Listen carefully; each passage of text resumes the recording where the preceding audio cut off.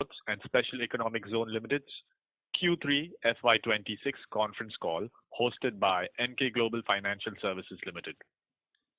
As a reminder, all participant lines will be in the listen-only mode, and there will be an opportunity for you to ask questions after the presentation concludes. Should you need assistance during the call, please signal an operator by pressing star then zero on your touchtone phone. I now hand the conference over to Mr. Anshul Agarwal from Emkay Global Financial Services Limited. Thank you, and over to you, sir. Thanks, Rio. Good evening, everyone. I would like to welcome the management and thank them for giving us this opportunity to host the earnings call. Representing the senior management, we have with us today Mr. Ashwini Gupta, Whole-Time Director and Chief Executive Officer, Mr. D. Muthukumaran, Chief Financial Officer, Mr. Divish Taneja, CEO Logistics Business, and Mr. Rahul Agrawal, Head of Investor Relations and ESG. I shall now hand over the call to the management for their opening remarks. Over to you, gentlemen. Thank you, Anshul. Hello, everyone, and a warm welcome to APSEZ's third quarter earnings conference call. We will begin with Ashwini's opening remarks and then open the floor for Q&A. Ashwini. Good afternoon, good morning, good evening, depending on the time zone you are in. Thank you so much for being on this call, and thank you for your continued support and confidence in APSEZ.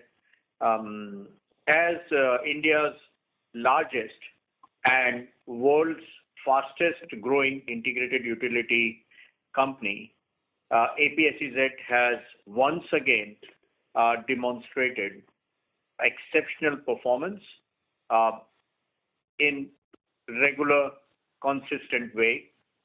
All the four business pillars of the company are delivering strong, high double-digit growth rates, much more than the markets, much more than the competition, much more than the trade.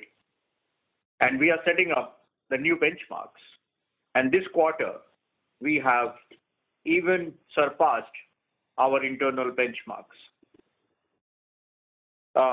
Whether we talk about financials, we talk about revenue growth, we talk about EBITDA growth, we talk about PAT, we talk about market share, we talk about free cash, if we talk about any indicator, you will see a consistent growth delivering a very, very sustainable performance.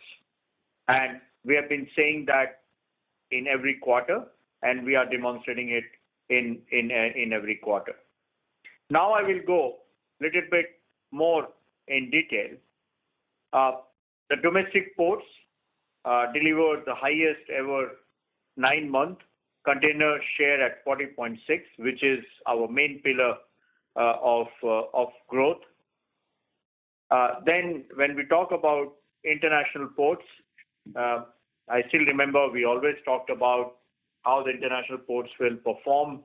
And now you can see that in quarter, we had a revenue which was 1,000 crores. So which means that international business is also becoming between 4,000 to 5,000 crores revenue annual business, which is a very, very hyper growth trajectory.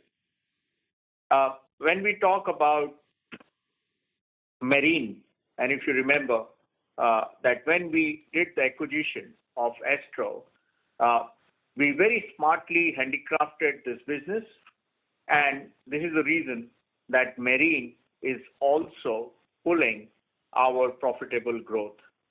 And all these do not come at the cost of profitability.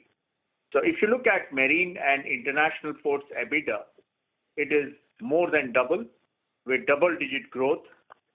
And also, when you look at logistics, which is, of course, our second pillar, we have delivered the revenue 1,121 crore, which is 62% higher year-on-year, and this was possible because of our strategy which is based on asset heavy, asset light, and asset zero.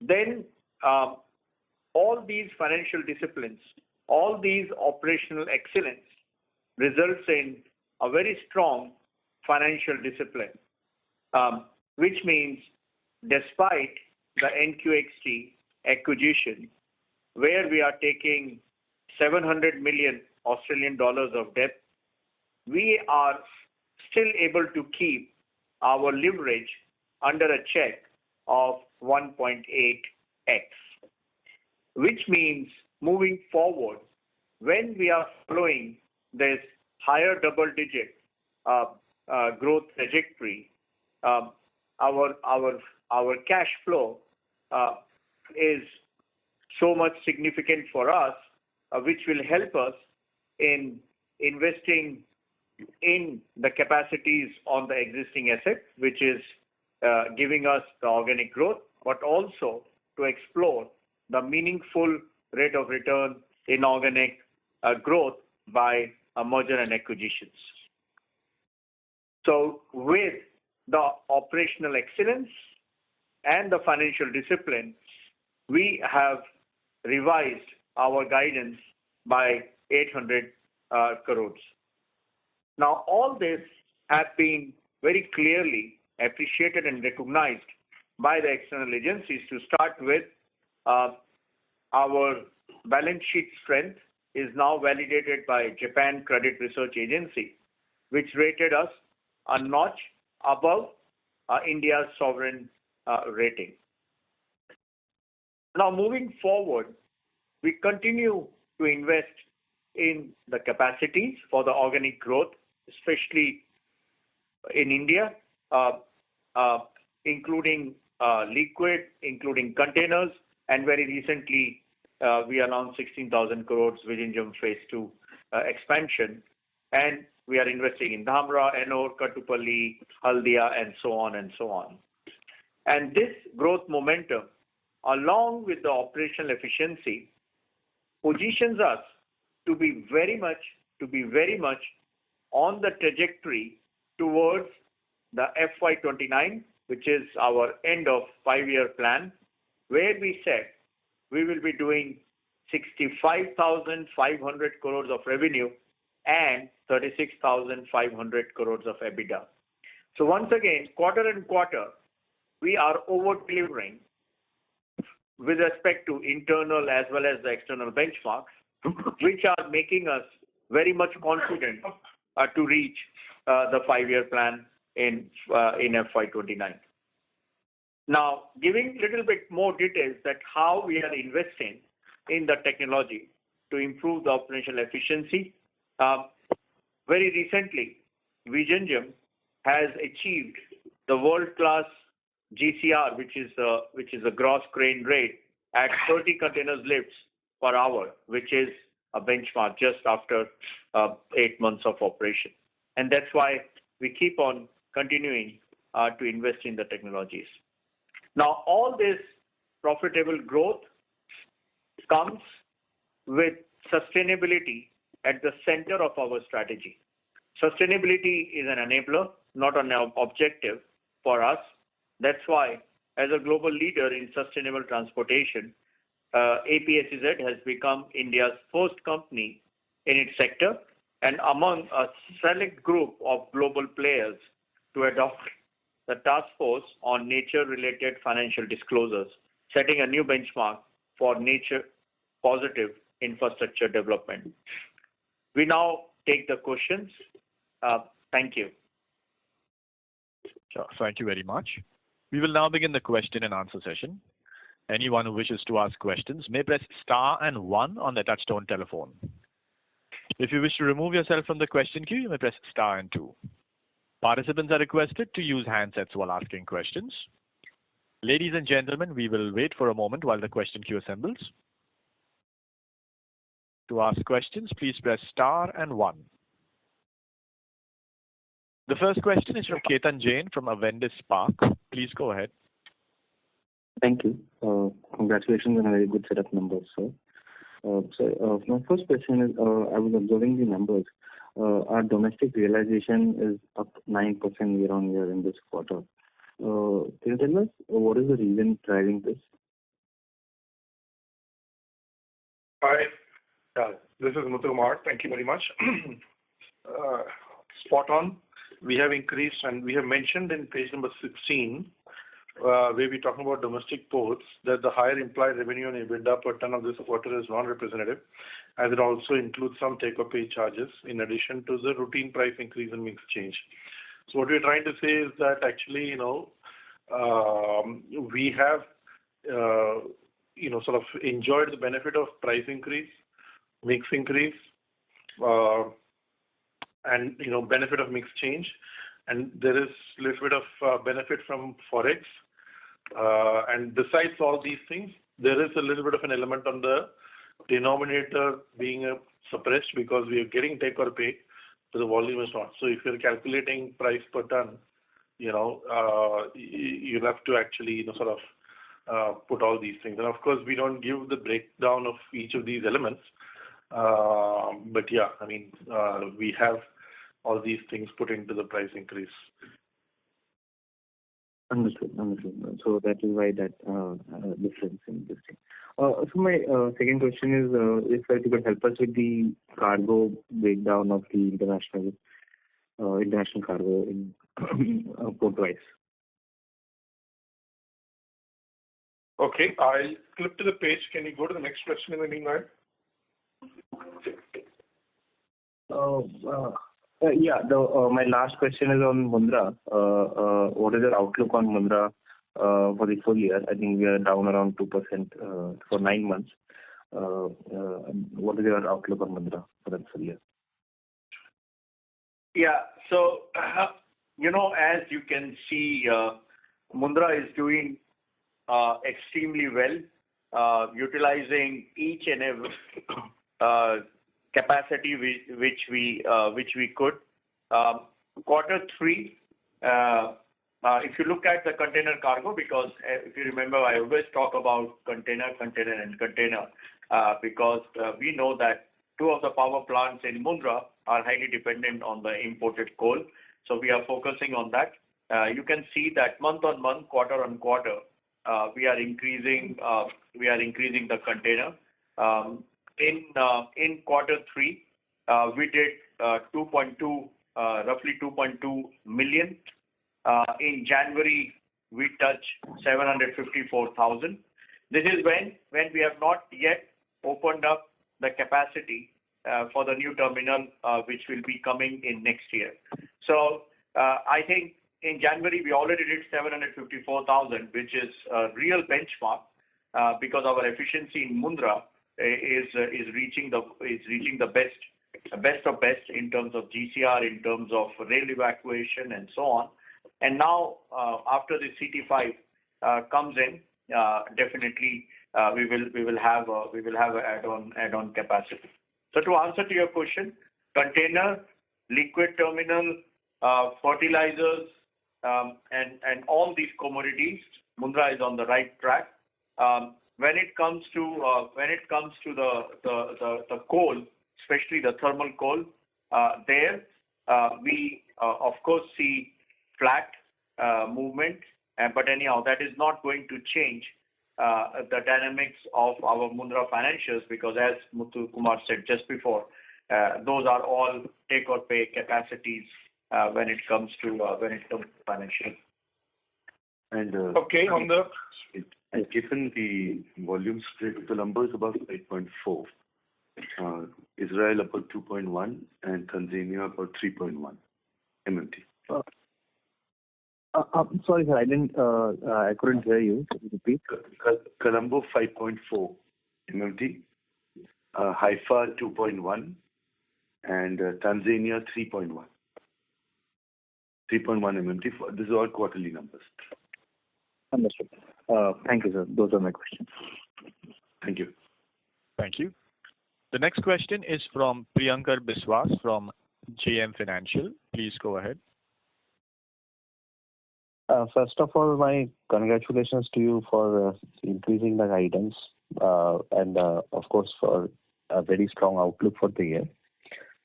My first question is, so when I see the numbers in a bit more detail, we are seeing that there is this others revenue that we are seeing. There is a significant increase in the top line there and almost a doubling of the EBITDA. What is driving that? Is it our dredging entity or is it the crack maintenance entity? And how should we look at this particular item going forward? Priyanka, hi. Thanks a lot for the question. Subsequent to last financial year's income tax changes, we did a little bit of a restructuring of assets and some dredgers which were sitting in Adani ports, at the top company, did go to Shanti Sagar, which is a subsidiary company, and that gets clubbed under others. And then there are also, others include, another subsidiary, Sarguja, where our volumes have ramped up quite significantly in this financial year. So I just wanted to lay these explanations out to you before coming to your, the purpose of question, quality of analysis or quality of revenue. These are, sustainable, non-recurring, recurring, not non-recurring, These are sustainable, recurring, usual routine incomes. So there is it's just a classification. There is nothing in particular, for you to focus on others line. And in any case, actually, as you can see as the last point, on a per ton basis, these contribute, EBITDA contributes 2 rupees, so increase, which is not quite significant.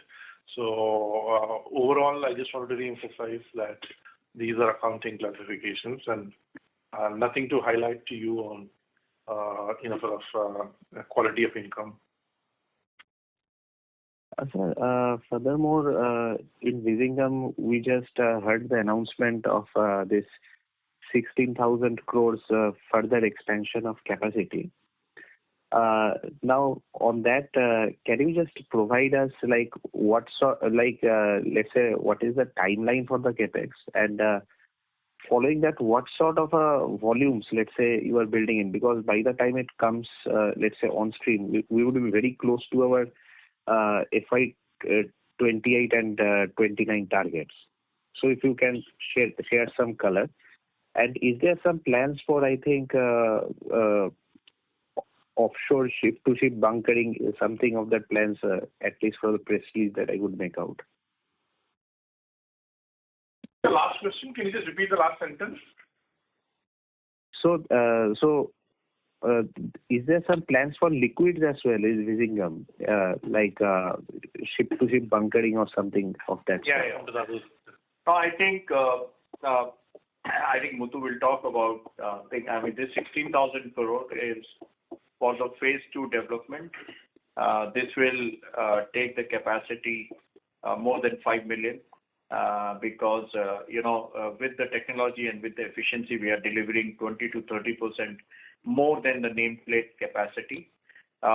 This 16,000 includes extension of the breakwater, it includes the berth, includes the equipments, and it includes all the ecosystem which is needed to run the port.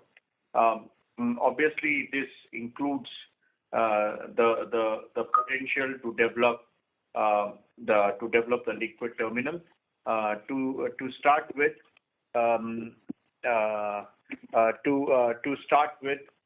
we have already signed the MOU with BPCL for LNG bunkering. This will be ship-to-ship bunkering because, as you know, that today the LNG bunkering is at Jabarali, and then the Colombo is still struggling, and because on this international channel there is not many competitive LNG bunkering facility. That's the reason that shipping lines are not bringing their LNG capable vessels on this channel. But with this, with the vessel-to-vessel, ship-to-ship bunkering facility in Vizhinjam, which is just 10 nautical miles from the international water, is boosting the shipping lines and motivating them to bring their vessels which are LNG capable, and I'm pretty sure this will be very successful. And BPCL will of course bring the LNG from very nearby Kochi plant. Thank you. So to your question, Priyanka, on CapEx, the CapEx will go on till FY29 and the payments will happen until FY30. I'm actually, while talking to you, trying to pull out the EGM notice in which we have given the year-wise anticipated cash flows. And, just one second, I'm getting it up for you. And this will increase the capacity from the current 1.6 million TEUs to, we will expand it by 4.1. And so therefore, in total, we will go up to 5.7 million TEUs of total capacity.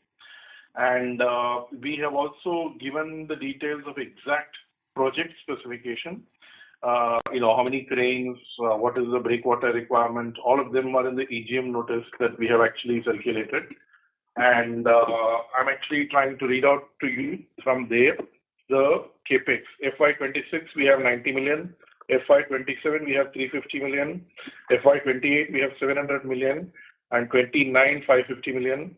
And FY30, 63 million. This is the anticipated cash flows on account of this project. It will not be out of place to actually put in a caveat that these are estimates which is going to go 4 years out. So there may be variations, but this is our estimate of cash flow. Sir, very helpful. What I was trying to actually understand, like when you are doing this large expansion of Vizhinjam, and you have a plan for 36,000 crores EBITDA in FY29. So is this asset contributing handsomely to that from this expansion? No, this expansion, we will see the basic port already exists, right? We already have a 800 meter berth. So we will keep on building up. It is not that we will increase the volume in 2028 only. I think we will be doing an incremental ramp up of our volume, and this EBITDA, which we have declared that we will be doing by FY29, includes all the ports which we have, includes the ramp up and includes the existing business. So it's not a new decision which we took, which is going to impact the EBITDA. It is all included in our business plan, right? And just to add to it, actually, as I mentioned, this project will only be completed by FY29, and 36,000 crores you're talking about is for FY29. So it will be very, very small contribution to that estimate. It is being built based on the market's growth and, our company's growth going forward. And that's very clear. And just if I can squeeze just last one in, since NQXT would be included from the next quarter, so can you give us some idea, like how should the balance sheet be essentially looking like when we close the year, like FY26, and how should we look at, let's say, a little bit ahead? So I think in the page number I'm trying to remember, but basically the total net debt of Australia is about 4,800 crores as of December 2025. That's a gross debt, 4,744 crores. It's gross debt. 280 crores is the cash. Yeah, sorry, 4,500 crores. Okay. Okay, sir, I'll come back into the queue. Thank you. Next question is from Parash Jain from HSBC. Please go ahead. Yeah, hi Ashwini and Muthu. I have two questions. First of all, if you can talk about your 2030 target of 1 billion ton, will it be entirely or largely fulfilled by the ongoing expansion in half a dozen ports that you mentioned in your presentation, including Vizhinjam and so on and so forth? That's question number one. And if not, then will the acquisition target will be in India or in overseas? The second question is with respect to Vizhinjam. Do you need, do you have an entire ecosystem in place to handle your target capacity in terms of evacuation, in terms of cargo, if you can share any color, and also the pricing difference between Vizhinjam and Colombo? So let me start with the second question first, Palash. Vizhinjam, basically, at this point in time, we are positioning it as a transshipment. So, evacuation into hinterland is marginal for now. That said, there is a road connectivity which is right outside the port, which can evacuate for EXIM cargo. And, there is also a plan for us, and we are, evaluating and implementing a rail connectivity program in that port. So if and when, rail also happens, we will have, added evacuation capacity, and road, of course, can serve to the extent that we need. So it is not a constraint. As the market develops, we will be able to actually, handle the EXIM cargo quite easily. At the moment, it is positioned as transshipment cargo. To your question on 1 billion ton, basically, we are talking about the split of largely domestic and international. Domestic is, international is about 150 million metric tons, for which the current 4 ports that we have in the portfolio, has a very clear visibility of how we can get to 150 from these 4 ports with the current program, with nothing, added new. Now, if we do add anything more in the international, it will actually add to the comfort of 1 billion ton. As far as the balance 850 million ton is concerned, it is all going to come from domestic market. Vizhinjam is the transshipment port. And if you go back to the earlier question, I did mention that, Vizhinjam is going to have phase 2 coming in only post FY13 volumes. So therefore, current volumes that we are doing, you have the current indication of where we will do. Now, if you remove that, everything else is, coming from the existing ports that we already have. And, we have explained in the last quarter that we see a disproportionate increase in Dhamra. We can see that going up to 100 million tons in times to come. Other than that, all the ports will actually go up in proportion. Mundra has an ecosystem to grow faster than other people, but that is, only at the margin. By and large, we don't anticipate any proportionate contribution coming from ports in a way which is different from what we have today. So the current split is by and large indicative of how we will do. All the ports, we expect to contribute to growth, and you will see that we have been investing in all of the ports. Expansion capacity is being created in an organic manner. So we expect the proportion to, by and large, remain the same. Also, Vizhinjam, if you can talk about the pricing of transshipment cargo versus Colombo, for instance. Sorry, your voice? Comparable, high, low. Yeah. See, as pricing is always the consequence of supply and demand. So, Colombo is short of capacity, and I'm pretty sure that in the coming 3 to 4 years, Colombo will be struggling for the capacity.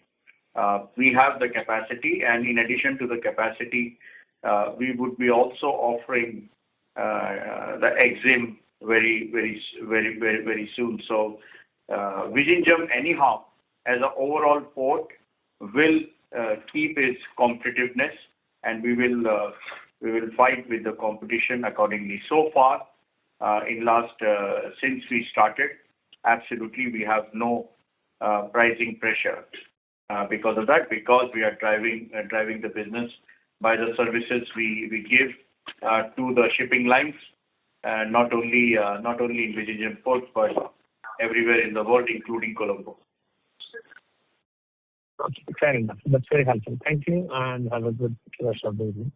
Thank you. Thank you, Paras. Thank you. Next question is from Sumit Kishore from Axis Capital. Please go ahead. Hi, good evening. Thanks for the opportunity. One question on the container cargo volume growth that you have seen in the logistics business. It's about 4% the quarter. It seemed to be a bit low versus what you were tracking and what even Concor has done slightly more than that. Also, as the second biggest player in the space right now, given that DFC is going to come up in March, and the Concor has given a very strong growth guidance for the next 3-4 years on their call. Just wanted to hear your thoughts on how you are looking at the next 3-4 years post DFC. So I'll just respond to that. So you're right. We are Q1 looking at 4%, so that's roughly 1.64 to 1.70. So the initial response to that is that we are going down the integrated path and looking at having a complete port to factory sort of thought process. That's where you're seeing a reconfig happening. With regards to the DFC, which is roughly 1,506 kilometers, which ultimately will connect the northern hinterland into, let's say, Nhava Sheva to Mundra. We don't see too much of disruption. We're looking at our volumes remaining steady. And primarily, if I look at it, the rail slabs that you're looking at between, let's say, Mundra and the other ports, vary from 6 to 7 rail slabs that will increase. So apart from, let's say, the increase in cargo carrying capacity, the rail slabs will not really, benefit that process. So we will see a little more movement, no doubt, maybe from road into rail, but we don't see any delta affecting us. In fact, we do look at the industry as a whole benefiting from this. So your response sort of gives me the impression that you are looking at a single-digit growth for the next 3-4 years in the rail container volumes even after DFC. Is that the right impression? So not really. If I'm looking at Adani Logistics in particular, we are targeting double-digit growth as we have done even in this year. If you look at my year-on-year numbers, we are in double-digit, roughly at 11%. So we are looking at double-digit to continue. For rail container volumes? That's right. Okay. I think for the DFC, we appreciate DFC because at the end it is contributing to the overall trade and it is contributing to the traffic. One thing which is very important for all of us to be very clear, what comes to our competitor port is because of their port competitiveness, which is draft, which is evacuation, and so on and so on. What comes to Mundra is because of Mundra's competitiveness of the port, whether it is the vessel turnaround time, whether it is the efficiency of our ecosystem at Mundra, whether it is the draft, and also our relationship with the shipping lines everywhere, right? Anything which comes to Mundra can also go to Vizhinjam for the transshipment. So that is the competitiveness in Mundra as a port. Now, we can always say that catchment area for our competitor and us are different, so that will always continue. Now, the question is, what is the impact of DFC on us? Is negligible, and I would say zero. Why? Because when it comes to the travel time on the DFC will improve, but the travel time on connections to the competitor port and to the competitor ICD will remain the same as it is between Mundra and our other ICDs in the NCR. So we don't expect the total end-to-end time using the DFC to go much less unless until the bottlenecks, and which will take time and efforts both. But more than that, the only competitiveness which may come is from what is the cost per TU after the DFC will be started, because this is where the shipping lines can say that even if Mundra has got a better draft, even if Mundra has got a better vessel turnaround time, even if Mundra has got a better services which is end to end, but still, your competition will have a competitiveness because of DFC, and answer is no. Why? Because there will be additional 300 to 350 kilometers where Mundra will have the competitiveness, which is roughly 5 to 6 railway slabs, and which is not few hundred rupees, which is few thousand rupees. So I think our customer/shipping line will think twice to use our competition DFC if it is our catchment area, if it is our competitiveness, and that's where we do believe that DFC will increase the efficiency of our competition, but what will not take away the business from us. Very clear. Also, just a brief comment if you can make on the GPWIS volumes, which have been flattish this year. Is that mainly because of coal not being too much in vogue, or what is the reason for GPWIS volume being flattish for 9 months? So it's predominantly, if you look at it on the East Coast, we've had an extended monsoon. So I've gone from 5.5 to 5.2. So this is primarily the reason for that. Extended monsoon. Okay. And flattish for 9 months is again linked to which commodity? So no change in commodity mix, so it will remain flat. We were thinking, and we wanted to take your feedback also. We started communicating about GPWIS when, the Indian policy was talking about increase in the GPWIS and increase in the participation of private players in GPWIS, and we were very bullish on that. But then all of a sudden, there was a pause on the policy. Only thing which we can do is to run GPWIS in a very efficient way. But the issue comes when we want to run the GPWIS in an efficient way, but at the end they are connected to the main traffic of the railways. So if GPWIS is not getting the load, sometimes it comes empty, and that's where you will see the fluctuation of the utilization of the GPWIS. Not because GPWIS does not have the business opportunity, just because that overall ecosystem of rakes owned by Indian Railways and the rakes owned by us do not get the full optimization because of import-export imbalance. Got it. Just one last question. Your EBITDA for 9 months is 16,830 crores. How's been the conversion to operating cash flow for the 9-month period? And the way you are tracking on operating cash flow, which is much, much ahead as compared to your EBITDA, as compared to your CapEx plan for FY26. As we've been asking it in the past to your cash position and your balance sheet just gets better. So what are your CapEx plans through 2030, if you can repeat them once again, and what do you do with the extra cash generation? So, first question, conversion. Basically, we have an annual interest net, including, our netting of income in the region of about 1,800 crores.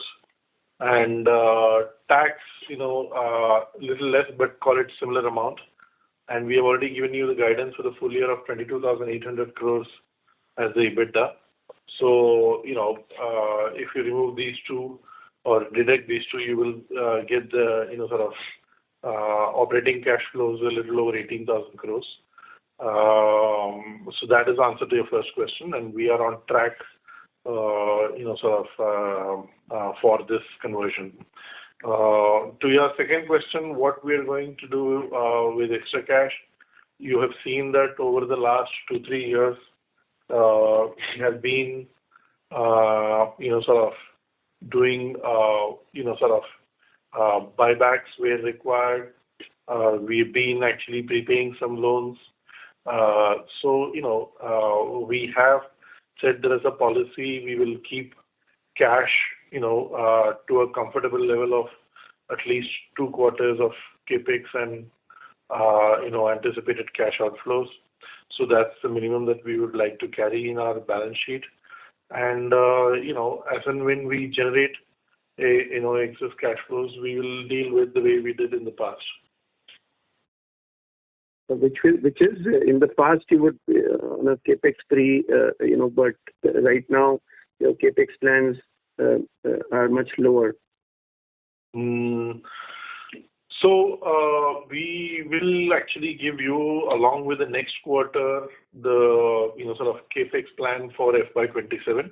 It will be sort of discussed in detail, like we have done for past years. At the time of Q4 result, we will give you, and you will see that directionally for all the projects that we have already announced, we will have more cash capex than what we have done in the past. So it will all stack up when we give you the breakdown in Q4. Sure. But just to revisit, to meet your target of 1 billion ton, has the capex plan over a 5-year time frame, which was there earlier, changed? No. Okay, so it's only going to be timing of the capex rather than. Okay, I think we'll look forward to the fourth quarter discussion. Thank you. The next question is from Mr. Achal Lohade from Nuvama Institutional Equities. Please go ahead. Good evening, sir. Thank you for the opportunity. The first question I have is with respect to container at Mundra. If I see the last 3 quarters, our container volume has been between 2 to 2.2 million TEUs. So, if you could, or rather last 4 quarters, so if you could give us some sense as to what is the challenge out here, and B, the outlook. I know you've given the kind of overall number, but if you could just talk a little bit on container and coal for Mundra particularly, and also at aggregate level. Thank you so much. Yeah, sorry, I'm trying to understand your question. You're saying that between 2 to 2.2 is less or more or okay or no, actually, okay. Let me rephrase, sir. If I look at the container volume growth for last 3 quarters, it's -3, +4, and +6 at Mundra Port. So if you could, it has been growing in high double digit or mid-teens in the past. If you could, give us some sense as to what is creating this hiccup and the outlook, and similarly for coal. I think no, there is no hiccup in Mundra. Of course, there was a hiccup in Q1 when we had this Operation Sindoor, because of which we had the disturbance in the supply chain, and that's where the Q1 was 2 million. But then it started picking up from Q2, and Q3, as you can see, is 2.2 million, and January itself is 7.5. So if I do my math correct, we should be more than 2.2. So as I said before, Mundra is still having the capacity, and we are really encashing each and every bit of the capacity. And very soon our City5 will be open. So we don't see any challenge in increase of volume, in volume in Mundra. I think on the coal, there was a combination of 2 things. Number one, India as a whole saw the sluggish power demand. That was number one. which means the thermal coal import all India basis was minus 2.7%, and we as the two power plants in Mundra, because they are dependent on the imported coal, they also got the hit because of that, and that's where we had this issue. Now moving forward, both the plants have been fired, and I think both have got the approvals to move forward, and they will move forward because that's where the India power needs are. Having said that, once again I repeat that the Mundra growth is not driven by these two power plants or by the thermal coal. Mundra growth is driven by container. That's why we decided to invest in container terminals. Mundra growth is also by the liquid. If you would have seen in last 2 quarters, so you would have seen the growth in LPG also, and the fertilizers, the agri, and so on and so on. So overall, we really want to drive the growth in Mundra by container. Got it. Secondly, just a clarification. NQXT will be consolidated from 1st of January. Have I understood Yes. right, or 1st of April 26? 1st of January. Understood. And if you could just clarify, in terms of the other expenses line item, that seems to have kind of seen a decline on a YY basis. Any particular reason out here, if you could call out, if I see this is 475 crores? Yes. No, so there isn't actually any particular sort of reason. These are just quarterly and seasonal things. And if you see year as a whole, it will actually stack up. Got it. Thank you. I'll fall back in the queue for more questions. Thank you. Thank you. The next question is from Vasudha Khurana from Aviva Life Insurance. Please go ahead. Hi, thank you for the opportunity. I would like to ask if what are the kind of borrowing target for FY27, and what kind of avenues would the company be looking at in terms of domestic and external borrowing? If you could share some segregation. Okay. So in FY27, we have only routine amortizations coming up for repayments, which is in the order of 3,500 crores. We will give you the EBITDA guidance for the next year when we discuss next quarter numbers. But directionally, you will find that we are generating sufficient cash flows to meet the mandatory prepayments required, as well as the capex plan that we have. This is a little bit of without numbers, it's a little bit of a peep into what you might sort of hear from us in next quarter about the next financial year. So we don't need any borrowing. That said, we have been having sort of virtually all markets open. We've been able to borrow in the ECB market.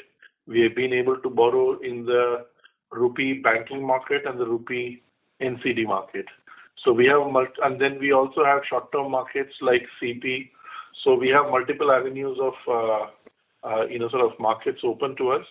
And over the course of last 1 year, we have been dipping into each of these markets just to actually remain active in these markets. So we've been doing borrowings in all these markets over the period of last 1 year. It gives me the confidence to tell you that all these things are open because sort of we have done these.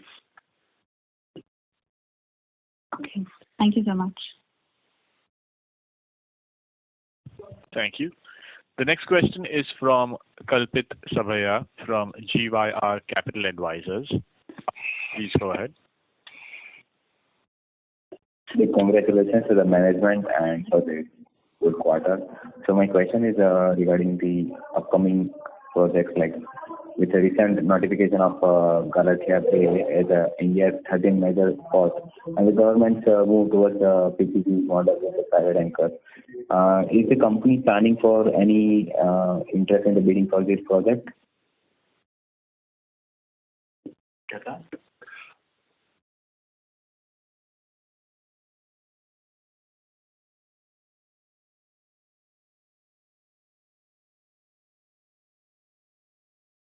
Sorry. Sorry, I missed your question, so I just got it. So thank you. In India, we are already running between 27% market share. And any new capacity which is built up in India, definitely we will go for it. Even if it is a PPP model or it is a HAM model, whatever model comes in, we will go for it. Okay, great, sir. And if, as per the research I had made, and the estimated cost of around 44,000 CR at the phase 1, how would such a massive greenfield investment project will be sourced through the current leverage ratios and doubling the EBITDA by FY29? Hey, sorry to interject. Your voice is not coming through clearly. It's a little blurred. Is it properly now? We'll try to make it work. Go ahead. Just go ahead. Yeah, so the estimated project cost is around 44,000 CR, and how much massive greenfield investment impact will occur on the current leverage ratios and the long-term target for doubling EBITDA by FY29 or 30? The current 44,000 means what? No, I understood. So basically, we have given the strategy presentation where we have said the total investment program identified is 75,000 crores, out of which 50,000 crores is for the ports. And for us to do that kind of investment, we don't need fresh borrowings. On the contrary, even after this investment, in a 5-year plan, we will be in a net cash generator because our operating cash flows are far more than the currently declared investment program. So on that basis, our leverage will go down, on a net basis. And of course, we are always on the lookout for more growth opportunities. And, that is something that will occur, episodically. And whenever we actually get the opportunity, we will invest inorganically. Okay, got it. That's it from my side. All other questions were covered up. Thank you. Thank you. Next question is from Manish Somaiya from Cantor. Please go ahead. Thank you so much for taking my questions. Good afternoon, good evening. Obviously, a lot of things went right in the quarter, but maybe at a higher level, if you can just tell us, what could have been better? What are we missing? What are we not seeing in the quarter that could have gone better? That's great. Thank you. I think in Vizhinjam we reached 30 GCR in the month of December. If we would have reached it in the month of October, we would have done more volumes in Vizhinjam because we are up in Vizhinjam. So let me say that. I think the second point is on the logistics. I think we announced our strategy 9 months before, and quarter we are demonstrating significant increase in our logistics. And very recently we have started the optimization of the rail, trucking, and warehousing. I would say that the rail volume which we saw, the container volume, especially the 4% increase, definitely has many opportunities. And this is where just before we said that especially in logistics and especially in rail container, we will be doing much better with respect to the previous quarter. I think rest, I would say, thermal coal import is not in our hands. Whatever is in our hands, I would say that if I prioritize, I think the rail container, and I would say that that is something which I would say that we will be doing much better. And then just looking at international ports and logistics margins, appreciating the fact that those two segments are ramping up, how should we think about margins? Because margins, did decline sequentially from second quarter to third quarter. How should we think about the cadency of margins as we look out the next few years? Where do they settle? So, Manish, you're absolutely right. At sort of the headline level, our profitability margins, sort of have come down in this quarter. But if I were to set the context correct and analysis correct, we've been, sort of laying out a strategy which will go down this path. It is well within the framework of what we have set ourselves to do. And, our international margins, bulk of it is coming from marine. Marine is firing at about 55% of EBITDA margin, and it is also giving a return on capital employed of 14%, which is far, far above the threshold. And we've been guiding that as far as the logistics and international ports is concerned. The best metric is to use the return on capital employed because, it's a non-homogeneous market. In a heterogeneous market, it's pointless to compare, EBITDA margin. It actually does not tell you the business performance. So therefore, we have been providing details on return on capital employed.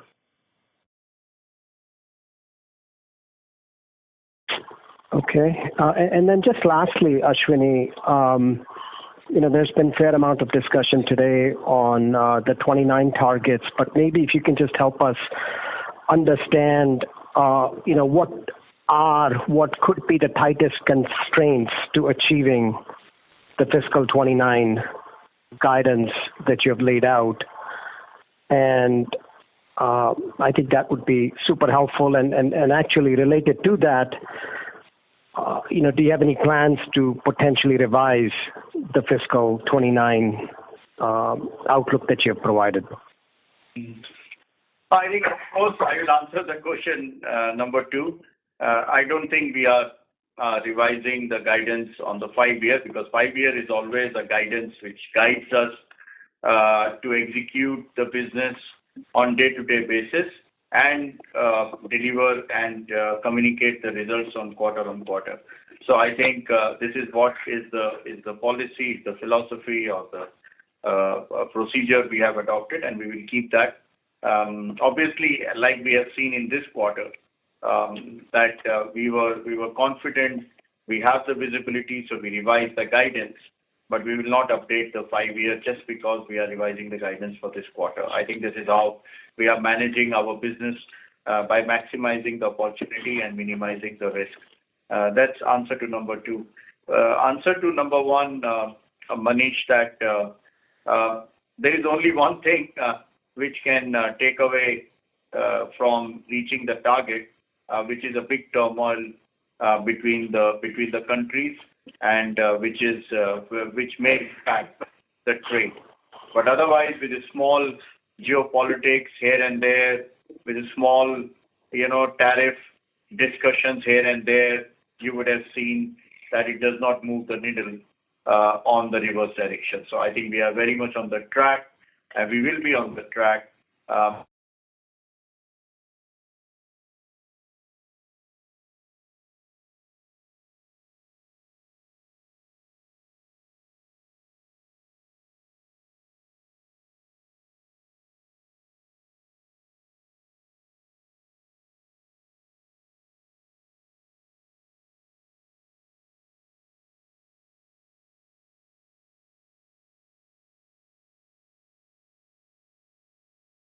Today. But just to give you a sense of amount, because you asked for the amount, we have indicated the amount to be $2.54 billion as on 31st January 2026. However, none of these have any bearing. And as of today, it stands dissolved, and there are no non-core assets and liabilities as we speak. Okay, so everything is dissolved as of now. My next question is on coal volumes. A quarter of our total volumes come from thermal coal, and while there is a lot of uncertainty, and we've seen the last sort of couple of years, coal has had some downward pressure. How is the company looking at sort of diversifying away from this exposure to coal? Like, what's the plan for coal to settle down for us in terms of our total proportion of volumes? Just some sort of forward-looking guidance there.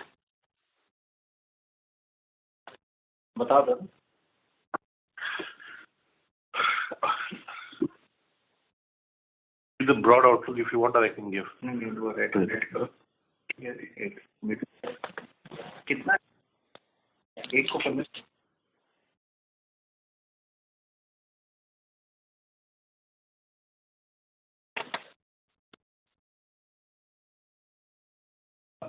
don't know from where you got this number. Coal has got different coals, right? Coal has got thermal coal. Thermal coal has got imported coal and coastal coal.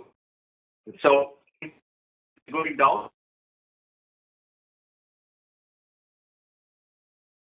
Coastal coal is increasing. Then second is the coking coal. Coking coal is used in the steel industries because the steel is having a growth.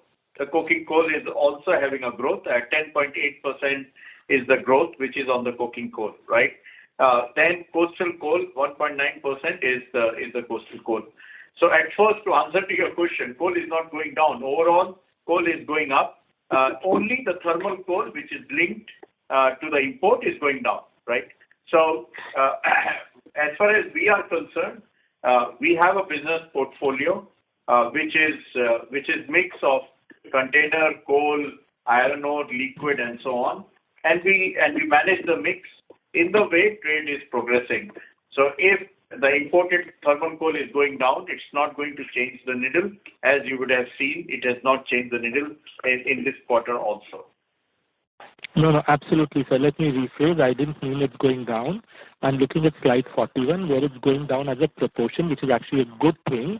I just meant to understand, where do you think it settles as a proportion of the overall cargo for us? So from 30% in FY24, this 9 months, it's at 22%. But where did you get this 30% of thermal coal? No, sir, thermal coal as a percentage of overall cargo, it's on slide number 41, is 22% coming down from 30%. That's what I meant.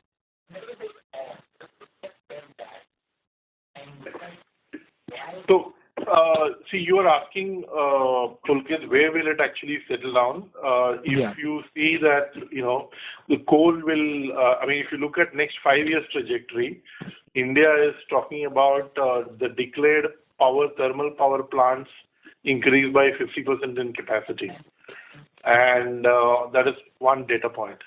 The other data point is, we have been investing in container over the past, sort of several quarters. Our growth in containers, is, let's say, 20%, or if you have to pick one number, which is growing the highest amongst the portfolio of products that we have got. So, if you bake in both these two, I would say in the long term, if you're starting with 30% as a number for FY24, there is no reason why, we will be, sort of away from, let's say, 20% for coal in 5 years from now. Considering that our container is, sort of growing the highest, and we also have in our business plan, sort of oil and gas products coming in the next 5 years. So if you put all of them, so we, the weightage of coal will go down, and we should be somewhere between 20 to 22%. Okay, so around the same 20%. Thank you. This is very useful. Thank you. Next question is from Ankita Shah from Elara Capital. Please go ahead. Yeah, hi. Am I audible? Yes, Ankita. Hi. Firstly, congratulations on a very all-round performance. Congratulations to the team. My question is on NQXT. In EBITDA, you've mentioned that, 1 quarter in the guidance on EBITDA, that 1 quarter of NQXT inclusion is included in this at 300 crores. This is for the fourth quarter expectations, right? For FY26. Yes, Ankita. What would be the similar number on the revenue side? So it is filing at 65% EBITDA. So that is roughly 65%. So it will be about 450 crores, 500 crores. Little less. Oh, 65% EBITDA. Correct. Going forward, there was expectation that there will be contract negotiations. So will we see contract negotiations on the higher side from FY27 onwards itself, or it will take time to pan out? No, there isn't much happening in FY27. There is a little bit of a quantity in FY28, and there are large volume coming up in FY29. Okay. And this could lead to this 65% margins can go up to what levels? Will it become like similar to what our domestic ports are making margins? Yeah. It will be to that level. You're right. That will be like mostly beyond FY28, right? Sorry, I was actually doing the math while talking to you. No, actually, we would still be at around similar percentage because both denominator and sort of numerator will both go up. As the EBITDA goes up, it is coming from price realization. So absolute EBITDA will go up to the 400 million mark that we have guided. Okay, but you are saying in terms of EBITDA margin, it will remain more or less similar only. Let me just do the math for you while talking to you. So there is. Or maybe I take it offline. It's okay. Yeah, I mean, it will not be significantly off. It will be, few percentage point up. See, currently we are doing $350 million of revenue and $230 million of EBITDA, and the 230 will go up to 400. So the 350 will correspondingly go up to 520. So it's 400 upon 520. So it will roughly be similar percentage. 70. I mean, that's the percentage. That's the max. Got it. And in our consolidation, will we take the nameplate capacity of 50 million tons or contracted capacity of 40 in our calculation over future? So capacity will be 50 million. So no, the volume numbers that we will be calculating will be using the nameplate capacity only 50 million from NQXT. Will that be the number that we should work with? No. So for volume, we will actually go with, and we will probably put it as a note also whenever this comes up. We will put actually contracted volume or actual, whichever is higher. And the reason for that is actually contracted volume will give us a definitive revenue at a per ton rate. And if we do more volume than contracted, then, we are going to realize, that much more. We will be paid for the extra volume at the similar rate. Got it. Okay, great. I think, that's it from my side, and wish you all the best and best wishes. Thank you. Thank you. The next question is from Rajashree Maitra from InCred. Please go ahead. Yeah, hello. Thanks for the opportunity. So my question is on the margin. So if I see slide 22 in your PPT, so if I look at the margins for few ports like Mundra, Kattupalli, Dhamra and Karaikal, so there seems to have been a year-on-year margin decline. So is there anything specific that you would like to highlight for these? And also for Gopalpur, it's obviously there has been a sharp decline. So these 5 ports, anything specific that needs to be noted? Thank you. No, there is nothing specific here. And, on an absolute per ton basis, our EBITDA has been going up in the large ports. Gopalpur, of course, we will implement the turnaround program, and as it happens, it will catch up. So it is a per ton EBITDA that you need to track where we are going now. Okay. And Gopalpur specifically, what has been the reason for, so this quarter there has been actually a negative EBITDA and about a close to 70% decline in revenue on a year-on-year basis. So what is the basis here? Because the volume decline is, I think, 25% odd. So what explains this kind of a sharp dip? So there are certain fixed costs in the ports. All the equipments that we have there are all on hire. So our fixed cost is, is something that we need to work on.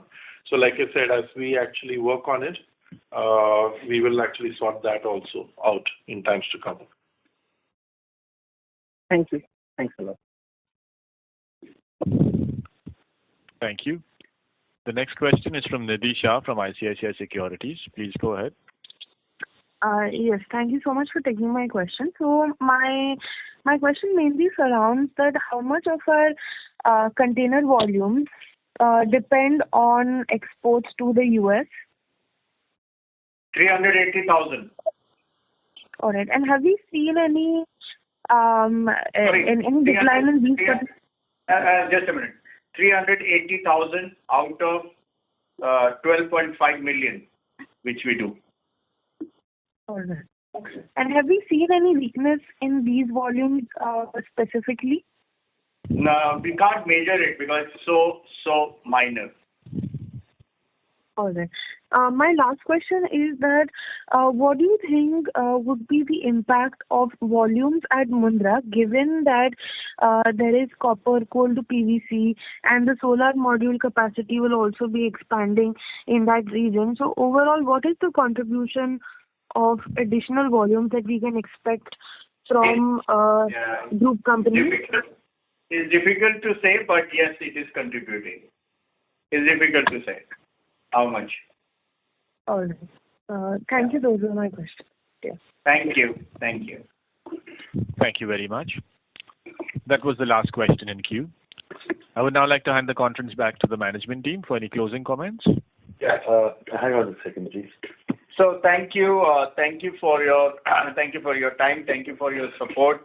I also want to take this opportunity to share with you that Mr. Muthukumaran will be taking the assignment in the group with effect from 1st of March.